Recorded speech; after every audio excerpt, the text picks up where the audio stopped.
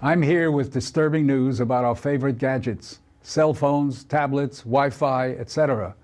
Putting it bluntly, they are damaging the living cells in our bodies and killing many of us prematurely. I'm Dr. Martin Blank from the Department of Physiology and Cellular Biophysics at Columbia University. It is distressing for me and more than 160 colleagues who today are petitioning the United Nations requesting that they address this problem.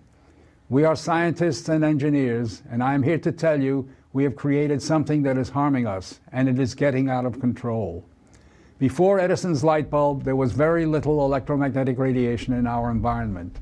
The levels today are very many times higher than natural background levels and are growing rapidly because of all the new devices that emit this radiation. An example that a lot of us have in our pockets right now is the cell phone. One study shows that as cell phone usage has spread widely, the incidence of fatal brain cancer in younger people has more than tripled. We are putting cellular antennas on residential buildings and on top of hospitals where people are trying to get well. Wireless utility meters and cell towers are blanketing our neighborhoods with radiation.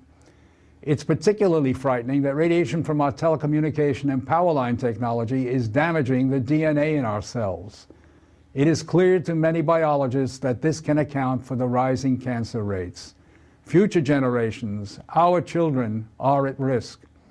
These biologists and scientists are not being heard on the committees that set safety standards.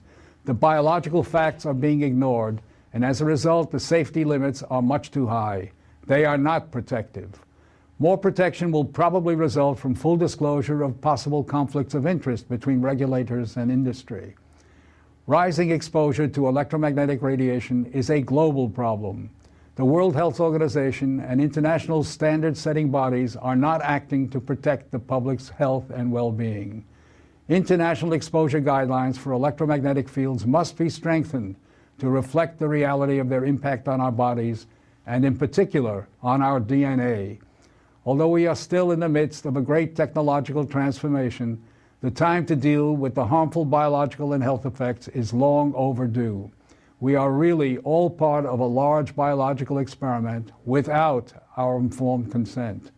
To protect our children, ourselves, and our ecosystem, we must reduce exposure by establishing more protective guidelines. And so today, scientists from around the world are submitting an appeal to the United Nations, its member states, and the World Health Organization to provide leadership in dealing with this emerging public health crisis.